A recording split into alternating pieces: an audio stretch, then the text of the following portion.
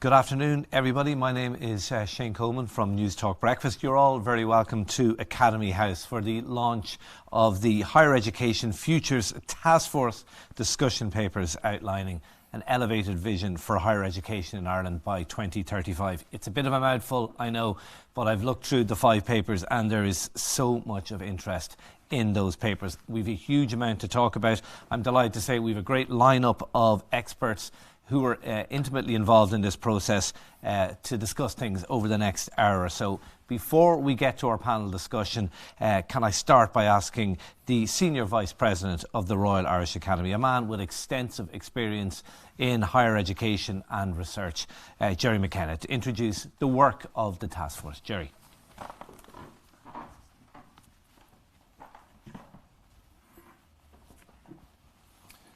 Good afternoon. I'm delighted to introduce the Royal Irish Academy Higher Education Futures Taskforce reports. The taskforce was established in 2020 by the President of the Royal Irish Academy, Dr. Mary Canning, and the Council of the Academy. And the aim was to develop a viable version and vision for higher education on the island of Ireland up to 2035. It was against the background of major changes occurring globally and locally. We had COVID-19, which had huge impact on the higher education sector and to which the sector responded magnificently.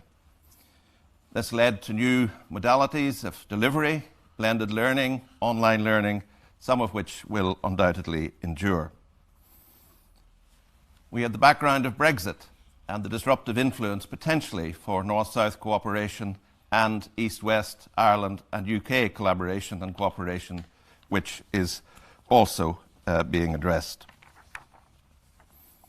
There are regional pressures, and these have been responded to by the government through the development of the technological universities, a very exciting development. There are access and inclusion issues to ensure that everyone who can benefit from higher education has the opportunity to do so. And there's the essentiality of a strong research base for the country, north and south, as it moves forward in the future. There are also the issues to do with Ireland, Northern Ireland, collaborative opportunities and challenges.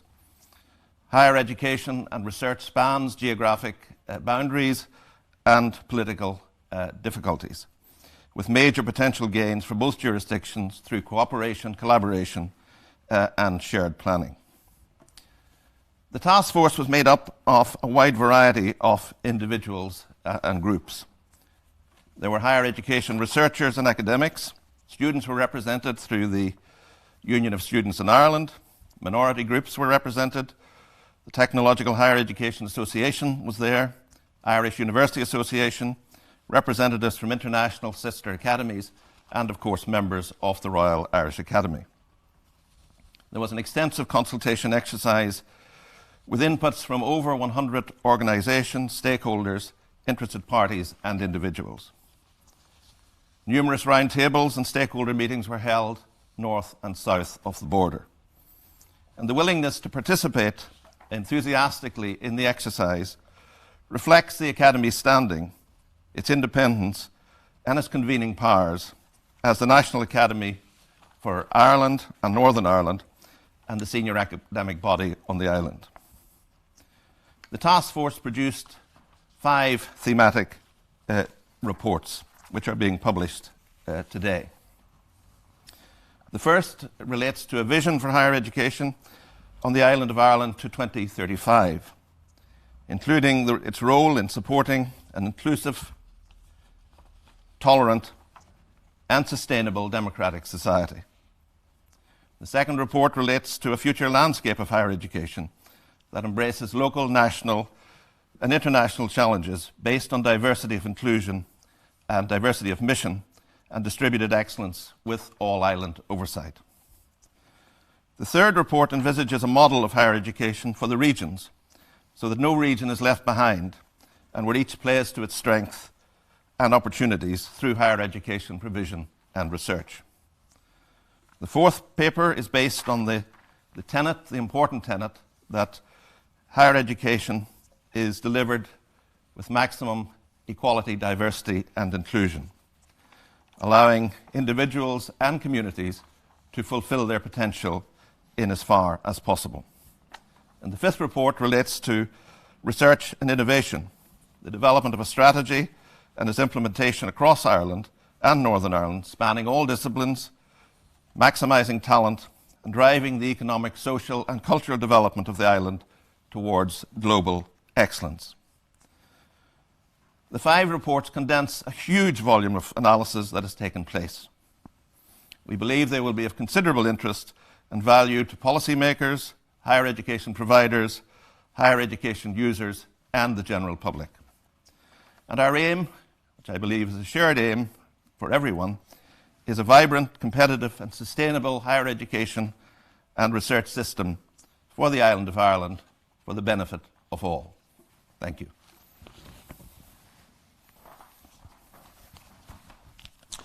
Okay, thank you indeed for that, Gerry. Now, let's get to our discussion with our panel of distinguished speakers who, as Gerry said, are going to be discussing the issues raised in these 5 papers. So we've vision, values, the future landscape of higher education, equality, diversity and inclusion, along with regions, research and innovation. So loads to get through, and we've a brilliant panel for you.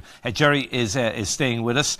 Joining him, we have Professor Emma Flynn, Pro-Vice-Chancellor for Research and Enterprise at Queen's University in Belfast. To Emma's right is Professor Michael Murphy, President of the European University Association and President Emeritus of University College Cork. We also are joined by Áine Hyland, member of the Royal Irish Academy, Emeritus Professor of Education, former Vice President of University College Cork. And to Áine's right we have Professor Anne O'Connor from the School of Languages, Literatures and Cultures in NUI Galway. Michael, I might start with you first. We are here talking about the Futures Taskforce. So can I start by asking you to maybe sketch the future landscape of higher education in a few broad brushstrokes? I suppose, in what way will things be different to what they are today in 2035 and in the years ahead? Well, to put minds at rest, Shane, I suppose the first thing to say is that we don't see a huge amount of change in the composition of institutions in both parts of the country, really. They will remain publicly funded, some private, but we do see them sitting on a particular part of a diverse spectrum of missions. So diversity will be extremely important. The big change, I think, will be in practices and in interrelationships. Firstly, very clearly most will have become hybrid institutions, teaching and learning partly on campus as before, but partly in virtual spaces, and even with a lot of experiential learning in cultural spaces, in the workplace and in civic society. So that's a change. Secondly, we see deep networking of institutions in teaching and research, joint degrees between different universities and colleges, many networked informal alliances, and they can be domestic alliances, or they may in fact cross borders and participate in European university initiatives. We see some change in spatial distribution of HEIs because we recognise that there are parts of the country that are underserved, and steps must be taken to address equity of access in all parts. Most strikingly, of course, will be the way in which learning will have changed. I've mentioned the blended institution. We've got to cater a lot more for lifelong learners and more diverse populations, and that will demand more flexibility in course delivery and in assessment. And we see traditional degrees remaining, but we also see individuals accumulating packages of learning, in fact micro-credentials, from a whole range of higher education institutions throughout a lifetime. So learning anywhere, anytime, artificial intelligence providing a lot of support, new digital platforms, new ways of assessing individuals, learners, and in supporting them. More mobility, staff mobility, from the universities or higher education institutions into the workplace, so that the curriculum is kept up to date and their skills are kept current. And we see more adjunct teaching by experts, from outside the institution. And we see, of course, more mobility at a European level as students and staff will benefit from bigger Erasmus programs and so on. Two last comments. Research is going to have to change somewhat, more cross-disciplinary, more interdisciplinary, and far more open, and with the adoption of the open science agenda, open access to publications, and the data being put in open repositories that can be examined by anybody, which we hope will grow trust among citizens in institutions and in science. And lastly, we do see our institutions playing a bigger role in their regions, being leaders in the economic and social development of regions, working with businesses and public bodies and civic society. And I couldn't mention or give you a list without mentioning COP26. We do see our institutions as leaders in embracing the SDG agenda on their campuses, but also in their regions. So more networked, more flexible, more student-centred, more socially engaged. That's broad brushstroke. Loads of interesting stuff there. We've got to 11 minutes past 12. We've already mentioned COP and Brexit. So the parlour drinking game can begin. I'm not suggesting you should be drinking while watching this, of course. But look, let's tease out some of those issues. What needs to happen to make all that happen? I'm thinking as well, you talked about cooperation between universities, you talked about cross-disciplinary disciplines as well. Like, as an outsider, my outlook would be, or my insight would be, for whatever it's worth, is that that's something traditionally universities haven't been particularly good at doing. Am I unfair in saying that? What needs to change? You are unfair.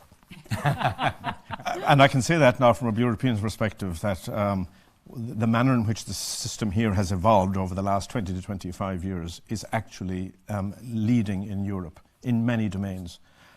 More to do, undoubtedly, but we should also celebrate what we have done well and what we can build upon. But for all this to happen, the whole of society has a part to play.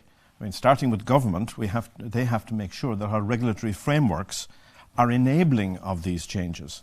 And at the moment, if we look across Europe, we're ranked 28th of 29 countries in the freedom of institutions to manage their own resources, sitting between Hungary and Turkey in that metric.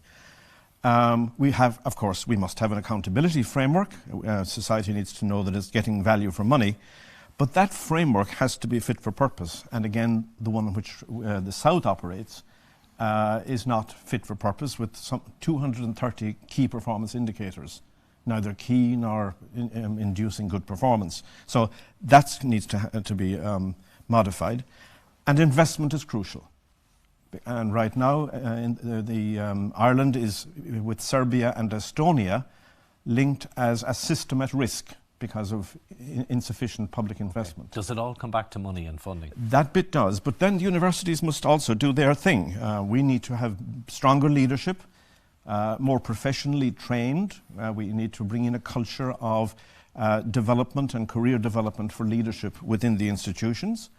We need to improve our governance with more engagement by external experts. And I mean that as real engagement, not window dressing, which we tend to have.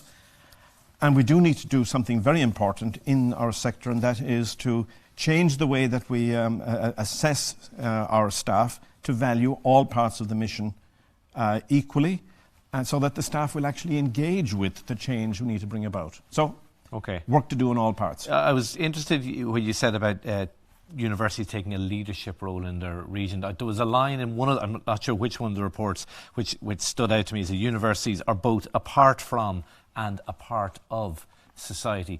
Again, maybe you'll say I'm unfair, I'm being unfair, but is there a suggestion maybe in the past that universities have been more apart from society than a part of society?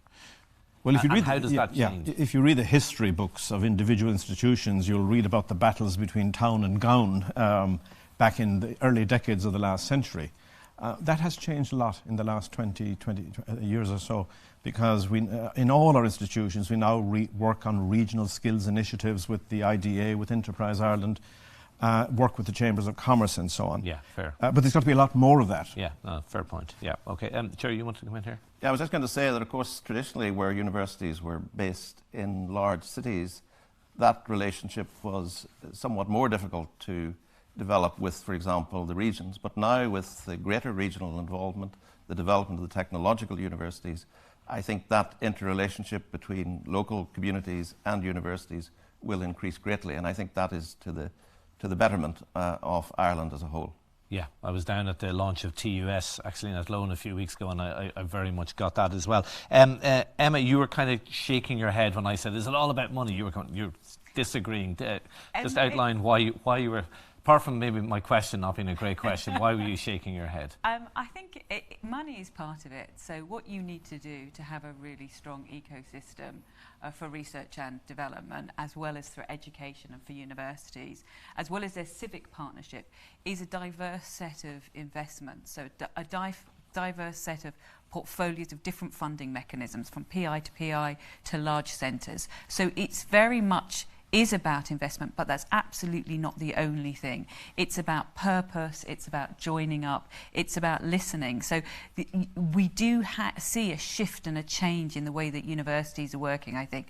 I think we have seen them as being experts, as being the bastions of knowledge, of stewardship of knowledge, of the development of skills and of the cutting edge of science. But what I think we also need to be doing is being more interlinked into that civic role, into understanding what do our regional partners want, whether they are regional partners at civic, political, industrial, but also seeing ourselves as a global entity as well. So how can we bring in foreign direct investment for our regions as well? So it's not just about investment, it's about that strategic joining up of the different opportunities that we see, of the multi-purposes, multifaceted place that universities are, to be able to deliver change to a region. And that region can be the region, can be national, it can also be international as well. So it's about a kind of strategic weaving together of all these opportunities. So money's one part of it, but if we don't get the weaving together right, then the money doesn't really pay off in the same way that it could do. You don't get that added value of coordination. Okay, really interesting. Michael, just to come back to you, fast forwarding to 2035 again, we've kind of spoken a lot about society, the economy, universities. What about the students themselves? What will they gain from their educational experience in 2035 that maybe I didn't back in the 1980s? Or not that I didn't, but what's different from that, say? Well, I guess your question, of course, presupposes the nature of a student. We've got to change our thinking away from the idea that education, higher education, is about cohorts from 19 to 25 in full-time education. Sure. In 2035, it will be very different. They will still be there, but you will have a far larger population of people returning part-time for education. What do we want them to go out with? First, a recognition that learning is a forever process, and they have to have the skills to be able to engage in self-directed learning for a lifetime, to know where to find the information that they need at some point, to be able to assess its validity, and so on. Lifetime process. Secondly, critical thinking skills will be extremely important. And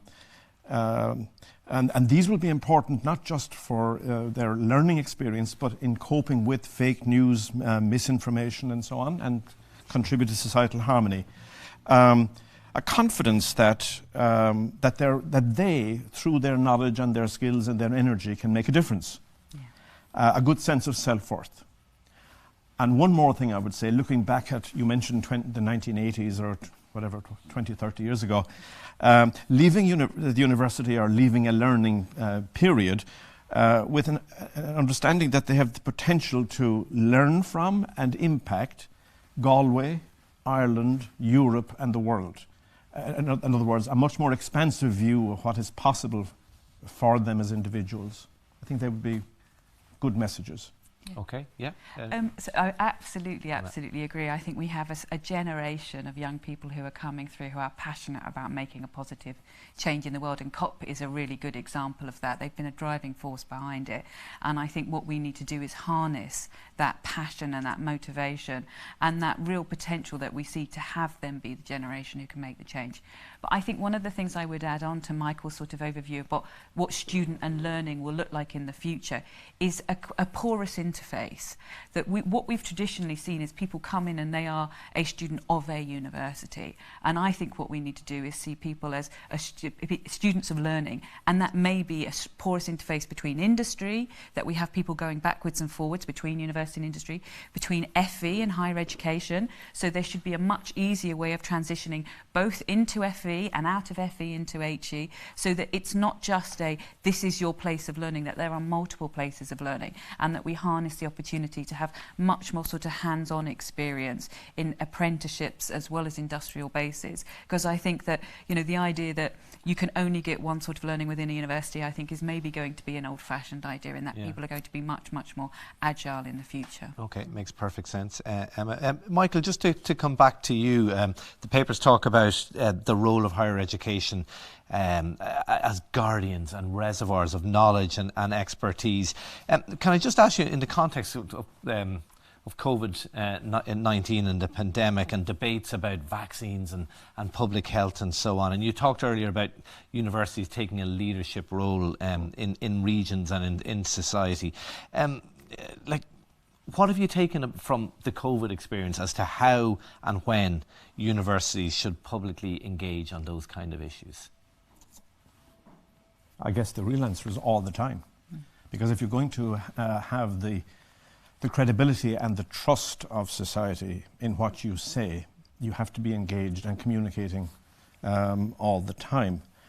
I think we also learned that the more society understands what you do, the better. So that's why I talked earlier about having more citizens involved in the governance of our institutions, not just the governing bodies, but down through the schools and the faculties and whatever. Citizens need to be involved in the science process. I mean, the concept of citizen science is now catching on across Europe, where citizens are involved in the governance of science, in ethical judgments on what should and shouldn't be done. But I also have to say that we have to stand back too, because, especially from government,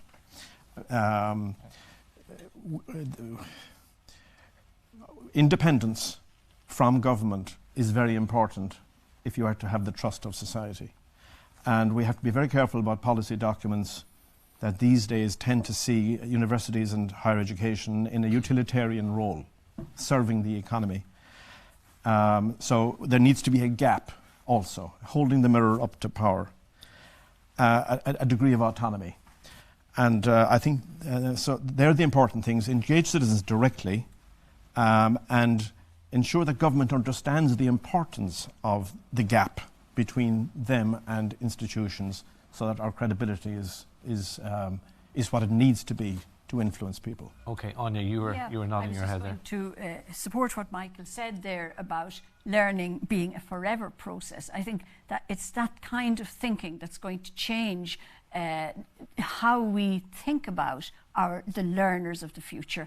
I don't even think we should use the word students, because conceptually they won't think of themselves anymore as students. Too much baggage around the word student, almost. You sort of think of as somebody learner, someone who is coming in and going out, coming into industry, maybe coming through apprenticeships, very flexible in terms of engaging at different stages of life with further learning, and that further learning being provided by universities, technological universities, further education and workplace learning. So a very flexible and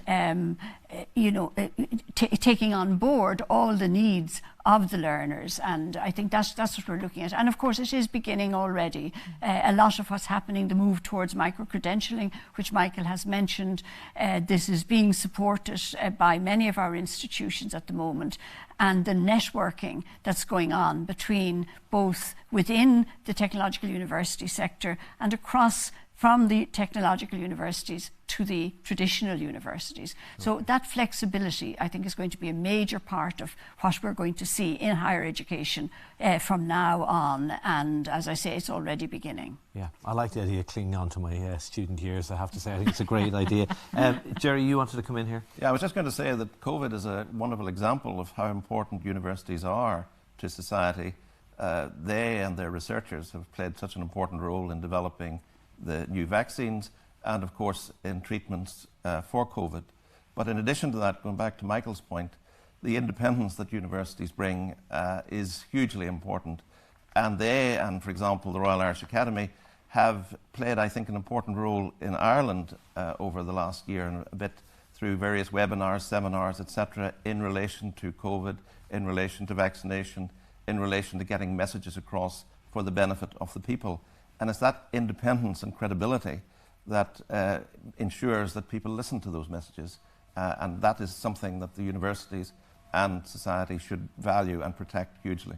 Okay, yeah. And I'm just thinking about a lot of the points that were made there, and I was thinking about UCG because it's such a central role in Galway. You think of Galway, you think of UCG straight away. Is it NUI Galway, I should say, sorry. Yeah.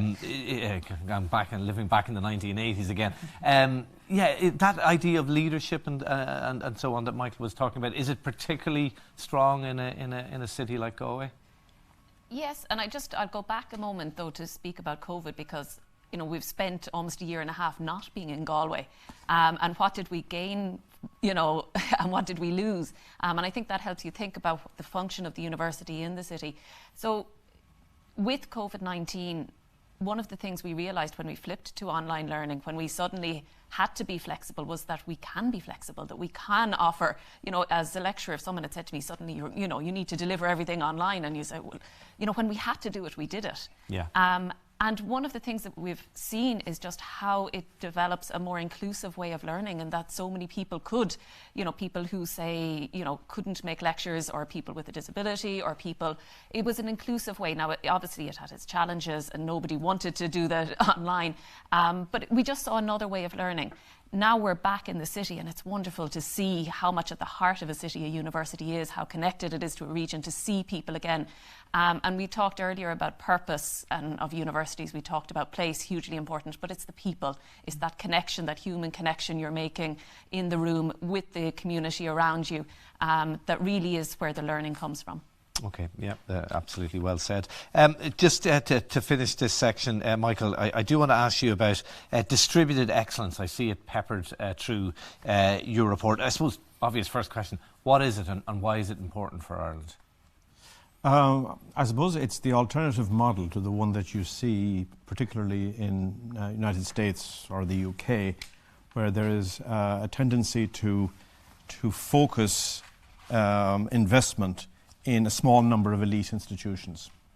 And we now know that those elite institutions and how they have behaved has contributed to the social inequalities that have then gone on to societal dysfunction in those countries. The other model is effectively the European approach, seen a lot over the last decade in Germany and in France. Italy are announcing a similar approach next week, and that is to build on the capabilities of all parts of a country or of a continent, and invest in all parts, but encouraging them to develop niche specialization so that they have a brand of their own, but at the same time are contributing to the totality. So in other words, it's a mechanism of bringing the capabilities of all citizens to bear in a country. I'm guessing if there was somebody here from one of those Ivy League colleges in universities in America, they'd say, well, you're talking about levelling down. How would you respond to that criticism? I'm talking, as Mr. Johnson does, about levelling up. And people say, of course, well, all the innovation is coming out of Harvard, Stanford, MIT, and so on. That's true over a period. But if you then move into a period of societal dysfunctionality, where the economy actually is under threat, governance is under threat, the capacity to continue to invest in the elite diminishes, and it's a law of diminishing returns. So levelling up, to me, is a much more sustainable approach to using the resources you've got. Okay, Emma, you want to come in here? Yes, and I think it's something that actually my boss keeps talking about as well, which is about, it's not just about levelling up, but linking up. So, and I think this is what comes through all the papers. It's about complementarity and joining up of resources and opportunities.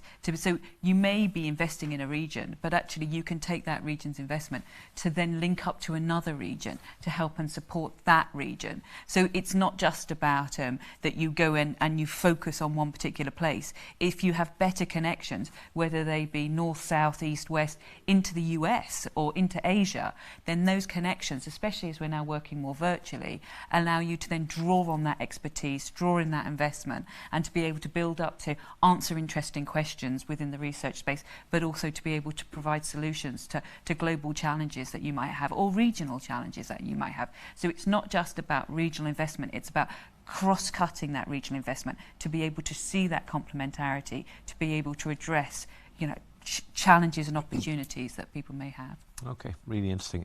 Let's move on to talk about equality, diversity and inclusion. Áine, I might start with you first. I suppose the challenges when it comes to EDI, what are the main challenges facing higher education in the coming decade? I'm kind of mindful if we were standing here 20 years ago, maybe even 10 years ago, we wouldn't be talking about EDI. So there are lots of challenges. Talk us through some of them. There are challenges, but there's also been progress. And the fact that we are talking about it and that it is a central concern, and that we cannot imagine a future for universities in Ireland without EDI at the heart of what we are discussing and what we are imagining for the future. I'll just start off by saying that one of the key challenges is data. We need to know who we have and who we don't have in our universities. And currently we don't know. We have very fragmented data sets. And we also have very fragmented data sets between different sections of the educational journey, from primary, even from preschool, primary, secondary, third level, and then through employment in the university. So at the moment, there are 9 grounds for discrimination in Ireland. We gather data consistently on gender. So we know a lot about gender, and that's been huge progress in the last 10 years that we now know, we analyse, and policy is based on it.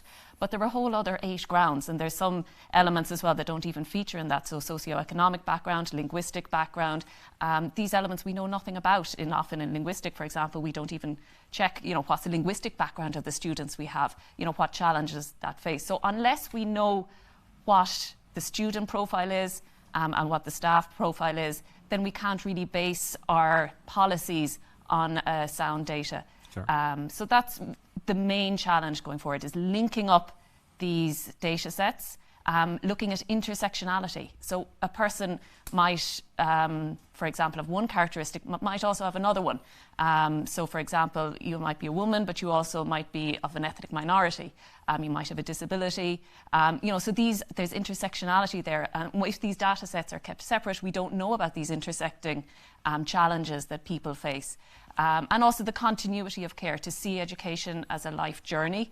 Rather than segmented phases. So if a student passes from secondary school into higher education, what happens with all the data relating to, for example, if they have a disability, how is that passed along, and how are the structures that are in place in one education system passed on to another? So really a joint up thinking to the any elements that might lead to exclusion are necessary, but without data we can't really make those policies decisions, and we're really just acting on fragments and on small sections. So that's really the main issue that needs to be addressed, and the big challenge that we face at the moment is understanding and knowing the student cohorts that we have on racial, ethnic.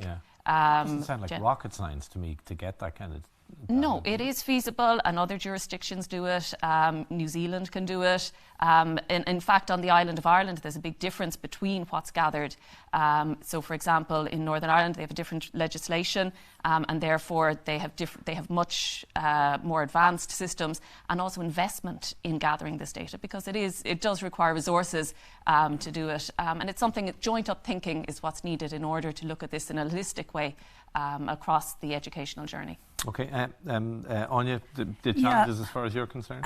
Say from a student perspective, I mean, we do have to continue to work very hard at breaking down the barriers for those who are underrepresented in higher education. And the vision that Michael has put before us of a flexible system, a system of where young people can come in and out, and indeed older people can come in and out of the system, it will certainly help. So, for example, if you, if as a school leaver, or indeed if you haven't even completed, if you have been an early school leaver, that there will continue to be opportunities. And having said that, the situation has improved dramatically in my lifetime. For example, I mean, when I left school, the chances of somebody from a less advantaged background of getting into higher education was less than 1%, whereas now we're much closer. The gap has been very dramatically changed both north and south, but there are still gaps. So you have certain categories of society in Northern Ireland, for example, the young men from certain backgrounds are much less likely to go on to higher education than young women from a different background. In the south, for example, the children of the traveller community, it's only in very recent years that we have begun to target those families. And there have been individual success stories, and we were very fortunate on our subgroup in the Royal Irish Academy to have one of the young traveller men who has recently completed a master's degree in Galway, as it happens, working with us to identify the challenges and issues that young men and women from that community have had to face. We also had somebody from an ethnic background, from a woman of colour, who also highlighted to us the challenges, say, for example, refugees and asylum seekers have, and the extent to which our system has put up barriers to their engagement in further and higher education. Although, in fairness to to Minister Harris, some of those barriers have been removed in recent months.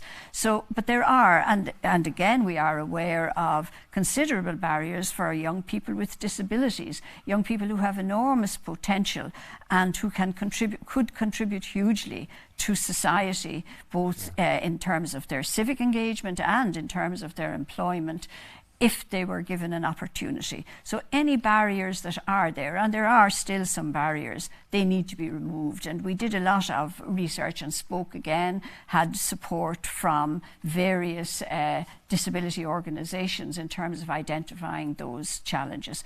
So there are a lot of challenges, but again, as we have said earlier, as Michael has mentioned, if we have a more flexible system, a system where people, say a single mother or somebody who can't leave their home because they're caring for an elderly parent, that person can learn online, that person can take a short course and gradually, through micro-credentialing, build up their qualifications. So there are lots of opportunities ahead, many of which we are beginning to grasp, and I wouldn't underestimate how much has been achieved through, for example, I mean, again, we hear a lot about the stranglehold that the CAO has on entry in the south.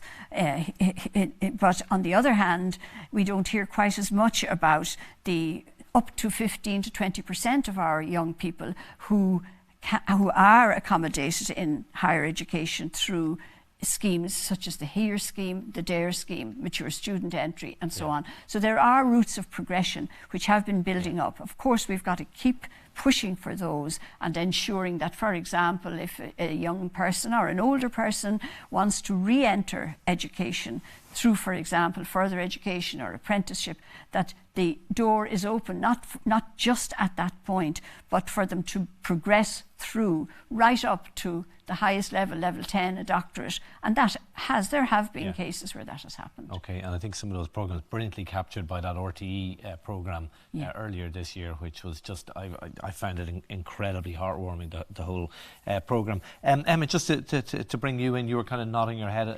Is it sort of the same north of the border, the same kind of issues? Absolutely. I mean, I think what I wanted to say in response to that, I think you've put it incredibly, incredibly comprehensively, but I think it's a two-pronged issue. One of them is an issue of fairness. How do we make higher education, further education, fair for everybody to come into access, to flourish and be the person that they wish to be in the future? But actually, there's a real mercenary approach to this as well, which is that teams that are mixed and more diverse, scientific teams that are more diverse, are more effective and more productive and have better results. Companies that have more diverse boards are more successful economically. So you can take the appropriate fairness and equality, diversity, inclusive issue, but actually you can also take a very mercenary approach, which is if we want the economic base to be more successful, we need more diverse voices around. Don't limit the talent pool, basically. Yes, you want to have it, and global challenges that we are facing, whether they are environmental, economic, or social, are very complex. So you need many, many different ideas on the table, and you need different perspectives to be able to come in to give those ideas. So that's what I wanted to say. It's not just the rightness of it; it's also the effectiveness of it. It makes cold logical. Yes, and I agree, and I also think that the recent examples, unfortunate examples we've had, for example, in the banking industry of groupthink, they possibly all came through similar programs, and they all probably came through similar backgrounds. A more diverse, it's well documented that a more diverse workforce is less likely to fall into that groupthink. Yeah, makes absolute sense. Gerry, you want to come in briefly here? Yeah, I was just going to add on from what Emma said, which about diversity and inclusion and the role of the further education sector. There is evidence, certainly from England, that where higher education is offered through further education colleges, that first of all it increases local participation in higher education, but also increases the diversity of participation from different groups. So I think there's a greater role to be played, certainly in Northern Ireland, for the further education sector in delivering higher education programs more locally, closer to where people live, and by so doing, increasing diversity and inclusion. Okay. Can we talk about staffing and gender inequality in staffing? I was chairing a debate recently, the Provost debate in Trinity College, and it was brilliant to see 3 female candidates going for the top job, and it actually struck me. I hadn't never thought about it at that point. When I was in Trinity in the late 1980s, I don't think I had one woman lecture in the whole time I was there. Like ludicrous now when you think about it. Much more recently we had the HE report about gender inequality in the staffing of Irish higher education institutes and the failure to appoint women to senior positions. Is that still the case, Áine, or have improvements been made in this area? Well, the fact that we know about it and that people are shocked about it, and the report came out in 2016, and it became a public issue, and it's still an issue, but we have to recognise that progress has been made, action has been taken, but most importantly there's awareness, which is really, once you have awareness that something isn't right here, because you shouldn't go through your university degree only seeing male professors, and not even realising that as well. and that not striking you as an issue. So yes, there has been progress, and yes, we are looking now, and if we just take the professorial range in Ireland, for example, we've gone from in the 1970s 2 to 5%, it went up, and then we had a big leap. We're now at about 23% women, but we've sort of stalled a bit, and I think it's important to realise that progress in this isn't necessarily an upward trajectory, and that unless we continue to take action and to recognise, because it has happened, and Queen's I think is the example of where it sort of stalled a little bit at 23, 24, 25, and are we happy with that? Most universities have put down a 40% aim that they want to get to in the next few years, but if we're moving at 1% extra a year, most people will be retired, by the time we get, we're looking at 2035, which seems a long way off, but we won't be, will we make you know, 40%, and is 40% even enough? You know, that's the minimum, you know. So we're still in the middle of an issue. We must recognise that there has been improvement, but there is still a long way to go. And brave action needs to be taken. But also to notice that it's not just gender inequality. And this is something that's happened in the last year or two, that the issue has been broadened out to look at diversity in terms of race as well. You know, how many professors did you have, or how many lecturers do you have who weren't white Irish? You know, one thing is we actually don't know, because back to data back again. to data, because it's self-disclosure. So it's a voluntary disclosure. So there's an issue of trust and transparency. Also LGBT, you know, that's something that you need to voluntarily disclose. And there's some people who might not want to disclose that information. What are you going to do with that information? How is it going to be used? So the gender one is almost the easier one, and yet we're making sort of slow progress on that. So there are lots of other areas that need to, in terms of staffing, that need to be improved, because just as Emma said there, it's the more diverse the ecosystem, you know, of staffing, it's the richer system that you end up with. And that's what we should be aiming for, but also aiming for, you know, in the near future, you know, not 2035. You know, do women have to wait another 20 years before you get a minimum of 40%? You know, that's where we're at the moment. Michael, did you want to come in here? The Challenger course just reminds us of a comment I made earlier about something that universities must do to enable change. And I highlighted academic assessment and academic career assessment, because historically one of the blocks has been a focus on the research outputs and productivity of staff. And by counting papers or counting citations and counting grants.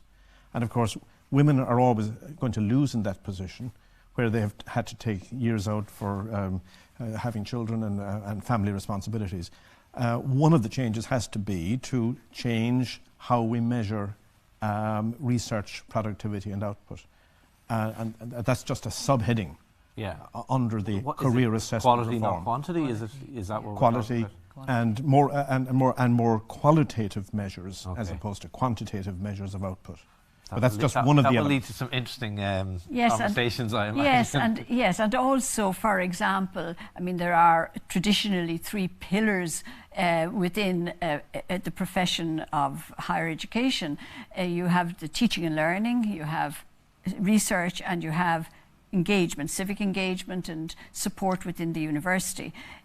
Women tend to be more active when it comes to, for example, supporting students, mentorship, advising, and so on. That very often in the past didn't count at all as part. No value placed on Yeah, exactly. that, And of course, the teaching and learning as well. Very often, women would have taken maybe to the detriment of their research, spent more time with their students generally. So it's those kinds of issues that once the awareness builds up and the criteria for promotion takes account of these things, then things can begin to change, and in some cases have already begun to change. Okay, again, makes perfect sense. Just to finish this part of our discussion, can I ask you again to fast forward to 2035? We journalists love these kind of questions, you know, looking ahead in the into the crystal ball. Your vision for equality, diversity and inclusivity in 2035 in Irish higher education. Áine, I might start with you first. It would be wonderful to imagine that the imbalances that are currently there would be no longer present. That would be, it almost feels like a utopia from where we are. You know, there's a huge amount of work to be done. Even, say, the gender pay gap, to imagine that there would be a 0 gender pay gap in 2035. You know, that would be the vision. We're currently at a stage where women apparently work for free from now on to the end of the year because of the gender pay gap. And the difference in the earning potential in men and the earning potential in women. So if we could imagine that that would be eliminated, that the factors that lead to women earning less over the course of their career would be eliminated, would be addressed, and addressed with urgency. I think there's an opportunity now to take brave and bold steps and to grasp the EDI issue in Irish higher education, north and south, and to take brave steps to make sure that change will happen over the next 10, 15 years and not over the next 40, 50 years, so that those imbalances that we can see currently in the system will be eliminated. Áine, I was very taken by an interview I read with Jim McGuinness, the former Donegal football manager, who talked about going back to college. He hadn't sat his leaving cert the first time around, went back, did his leaving cert.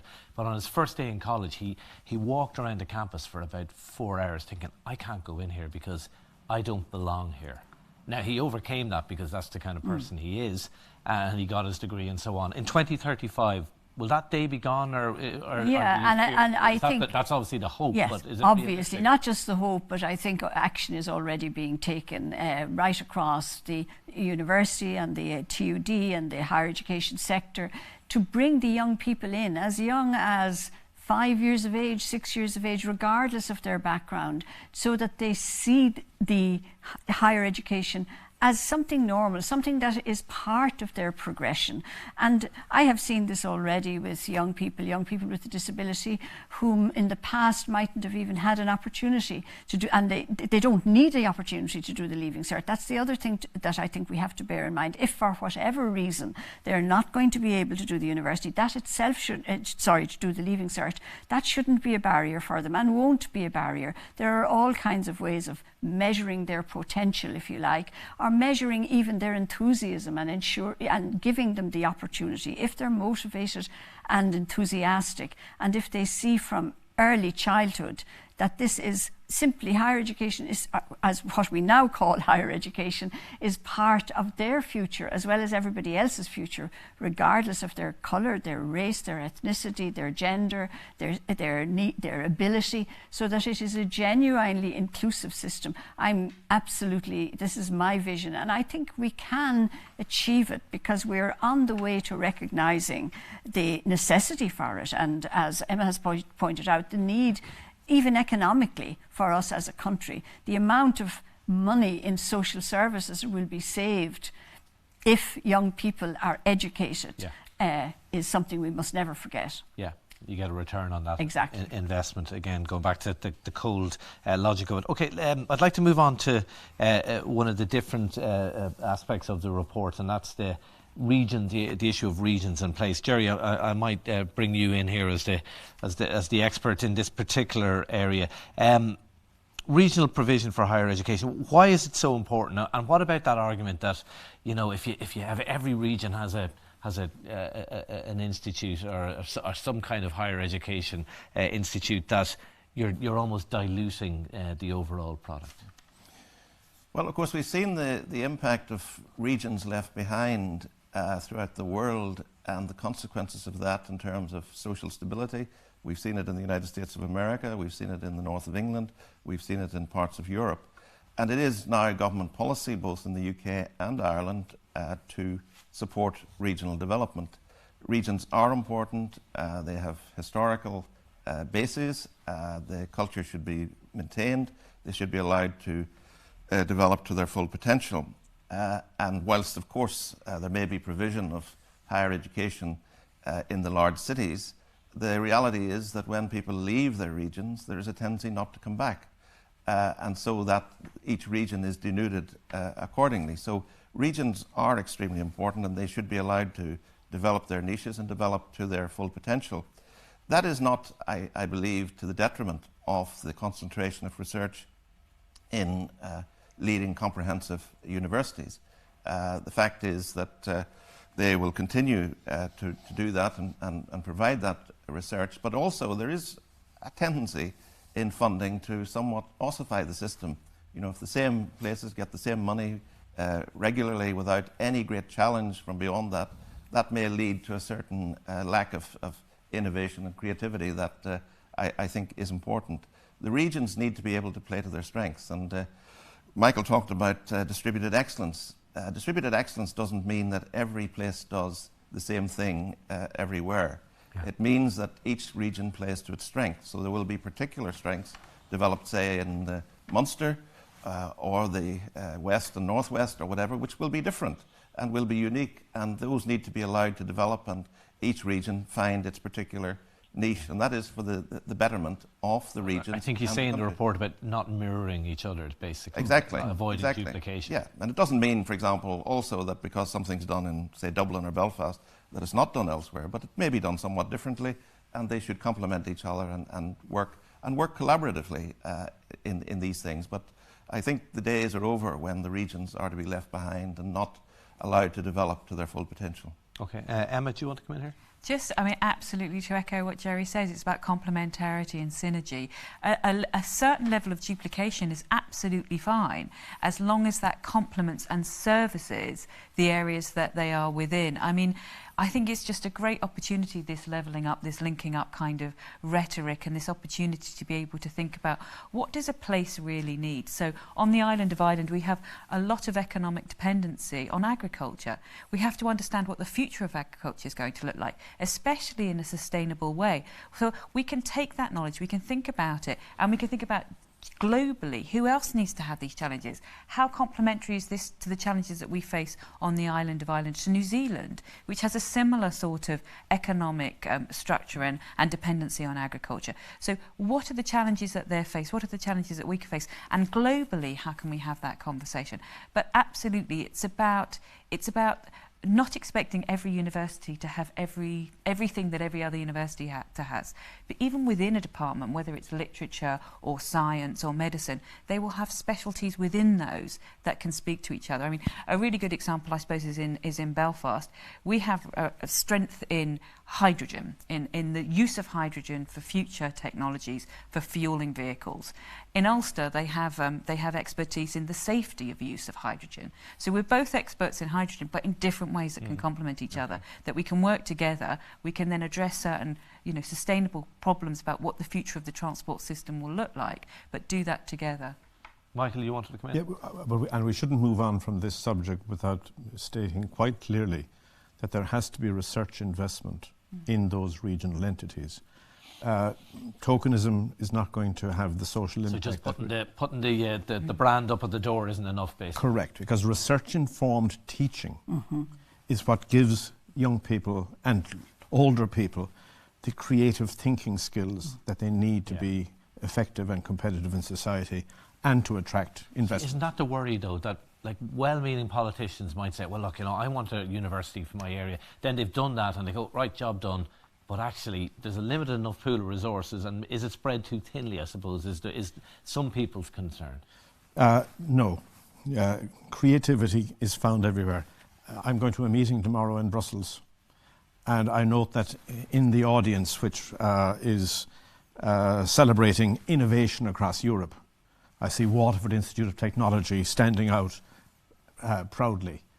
What has been achieved in niche research, in smart specialisation, has happened in Waterford in an incredible way, and we should celebrate that, and we should learn how we can use the Waterford experience to create similar but different capabilities in other parts of the country. But without a research investment, you're not going to attract. You're not going to keep people, and you're not going to attract investment. Anne? Yeah, just to add to that as well, funding bodies have a crucial role to play here, and acknowledging the importance of diversifying where they're giving grants. Because we have major funders such as SFI, the Irish Research Council, who give out a large amount of money, and analysing where that money is going. Is it going to the usual suspects in the usual places, or is it being spread out regionally? Is there a tendency to give it to universities, in the first instance, and then, so recognising that diversifying where the research money is going is crucial to enabling regions to carry out their research and to be functioning and contributing to their local economy and to the students through the research-led teaching. Okay, all right. Gerry, look, I'm very much the layman, the non-expert here. I was down at the launch of as I was saying, the new technological university in Shannon, Toos.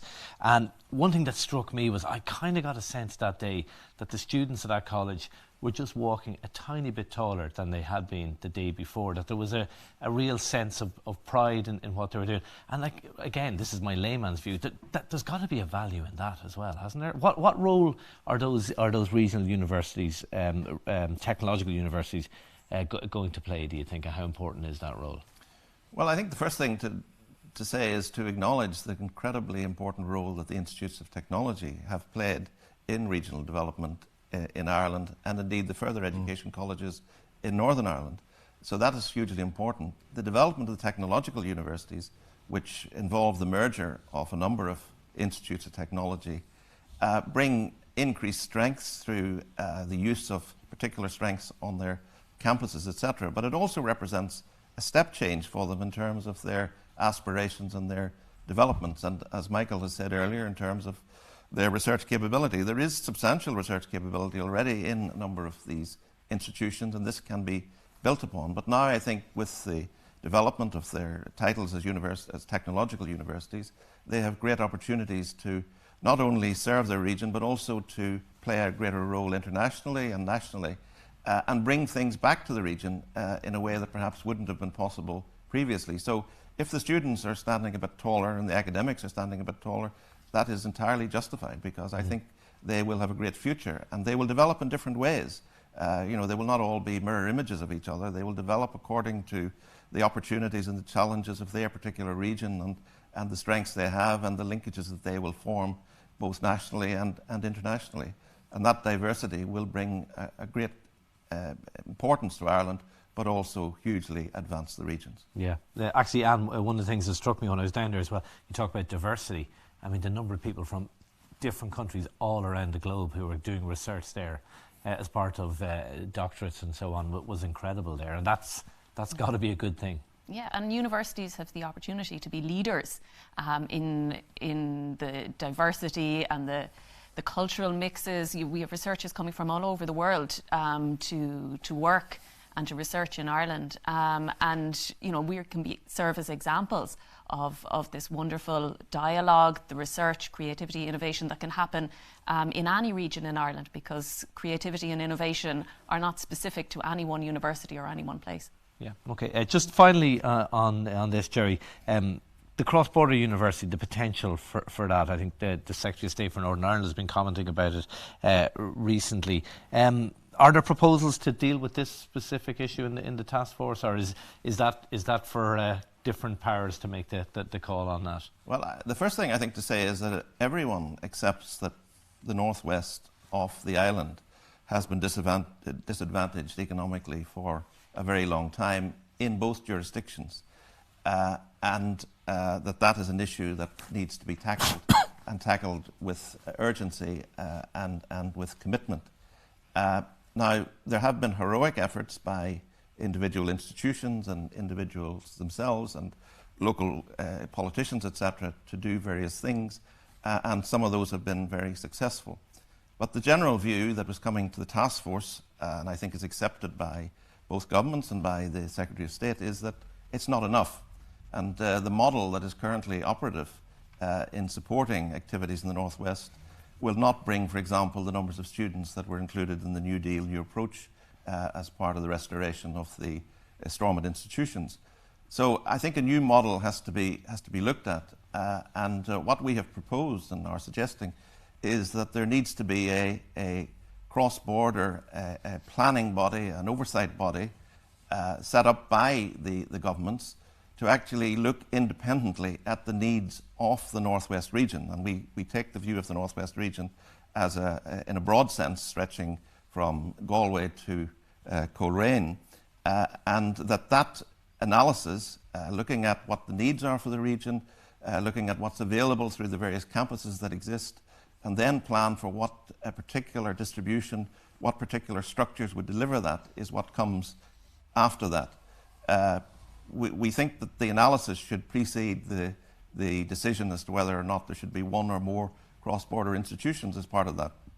But this is an example where I think there's a real opportunity for the UK, EU, Ireland and Northern Ireland to come together to actually deliver something unique for the region, based off the region and the needs of the regions, and actually develop something that could have a lasting impact and indeed demonstrate the possibilities for increased development and cooperation between the UK and Ireland and Europe post-Brexit. Now, there are opportunities, of course, through the Peace Plus programme. The Shared Island Unit is putting in money. There's also the Levelling Up agenda from the UK government. And I would hope that the EU would also, who of course are very much involved in the Peace Plus programme, but I think there's a real opportunity to do something unique and important, which is largely non-controversial, I believe, politically, but which would have a huge positive impact for an area that has been deprived for a very long time. Okay, all right. Thank you indeed for that, Gerry. Let's just move on to the area of research and innovation. Emma, the benefits for strengthening that ecosystem on the whole island of Ireland, what are those benefits and who will benefit from that? Well, I think that's a very big question. I think we've covered a lot of it already, but I think the pandemic has really shown about how working cross-border, working together, working in a kind of a multidisciplinary, a cross-sectoral approach to this challenge that just hit us like a wind tunnel that we suddenly had to deal with. We were then able to come together, have experts from medicine, from social sciences, from political sciences, all coming together to say, what is the response that we need to have to this? How quickly can we develop some kind of resistance to it? How can we take our public bodies with us in terms of what we need to do in the social changes we need to do?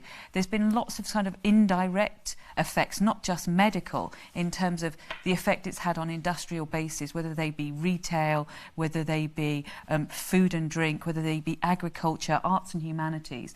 All of these sectors have really felt a kind of vibrant shift in the way that they've worked. And I think coming together to try to understand what's happened, to work together both at a university research approach, but also with civic bodies, with charities, with political bodies, with industry bases, coming together across border, being able to bring ideas to the table, shows what we can do when we're faced with a challenge. So the immediate challenge of the pandemic was something that we stepped up to the mark. We worked together to address this on the island of Ireland. Then what we can do is think about things like sustainability and say, well, these are longer term issues, but they still need immediate responses now. And how can we work together to address that, both within the university sectors, but also with our civic partnerships, our political partnerships, our industrial partnerships. So there's a huge potential about how we can address those challenges, and then who'll benefit. Huge potential. What are the challenges? What are the obstacles, stumbling blocks? Well, first of all, funding. We've talked about funding already. We need to have a system that speaks to all different needs within the research and innovation sector, so that can provide enormous grants for big industrial kind of opportunities that we see. We have something within the UK called Strength in Places. That's awards of about £40 million that you can win with an industrial partner to come and really make a shift in a dial to a region and to an economic base. However, we also need that work only works by having discovery science from a PI to PI. So having smaller grants, that's a kind of staircase approach of somebody bidding for 250,000 or £500,000 to come in over a time to address really interesting opportunities and discover new ways of thinking about things that may then have translation in 5, 10, 15 years' time. So what you need is different sorts of investments for people to be able to come in. That then makes the whole ecosystem more attractive to people. We need to make sure that we are retaining the best talent that we have on the island. We have fantastic young people coming into our universities. We need to be able to help them want to stay on the island, to be able to deliver what they can for the opportunities on the island. But we also want to attract the best people around the world. So in order to be able to do that, we've got to compete in a global marketplace against huge universities in the US, in Asia, in Canada, in Australia. So what is it that the island of Ireland and the universities within this particular space can offer? So we need to think cleverly about that connection, that network, the infrastructure that's here, the funding opportunities. So it's retention and attraction of talent as well. Okay, Áine? Yes, I was going to raise that issue, the issue of the early career researcher. It was very much brought to the attention of our subgroup that while you have these very able young people who are very keen to get involved in research, that they find it difficult to see where is it going for them? And I think that is going to be very important. They're all on very, very short-term contracts because of the way the funding operates. So you have very enthusiastic, very able young people who are taken on after their doctorates as early career researchers, but maybe on a 2-year or 3-year contract, and they don't know where it will go after that. Okay. Or they might have a continuity of short-term contracts and wondering where long-term it's going to bring them. So I think we have to work harder on that issue. Michael, we saw, I suppose we've had a kind of a lost decade. We did make progress in this area, didn't we, from 02 to 09, but I suppose then the crash hit. Yeah. I don't get a huge sense, maybe I'm wrong, talking to politicians, they talk about the knowledge economy, but I don't get a huge sense of them backing that up with the colour of their money. I think that it's important that we look at Ireland from the outside occasionally, see us as the rest of the world sees us. Yeah. And picking up on Emma's point on resourcing, the slides are now showing consistently that we are laggards when it comes to investing in research and innovation. 1.25% of GDP in public funding has to be delivered, or we will not have credibility. And when you're competing for global talent, one of the first things that they will do, the mobile talent, is look at the commitment to research in the country and in the institutions. And our graphs aren't showing it, and they must show it. I'll make a second point, and that is we need to, and Emma has tangentially mentioned it a few times, a more holistic approach to research. The humanities need to be fostered. And we saw during COVID that vaccines were important, but when it came to managing people's behaviours and keeping people motivated, it was the humanities, and it was the music, and it was sociology and whatever. All those disciplines need to be fostered much more than we have in the past. And last point I would make is that we need to restore some focus on curiosity-driven research. We have, over the last 10 to 15 years, pursued a lot of programmatic funding, top-down steering of research. That is costing us at the level of real new innovation. Basic research, new ideas, ones that the bureaucrats haven't thought about. We've got to really go back to the old thinking in that regard, a good balance between the two. All right, Emma, just to finish on this, what needs to happen, I suppose, in your view? I think I would just absolutely echo the points there That's a is. good question. Yeah, more money, especially from the discovery kind of the curiosity base. You need that strong base to be able to see the innovation happening over long term. Better partnerships.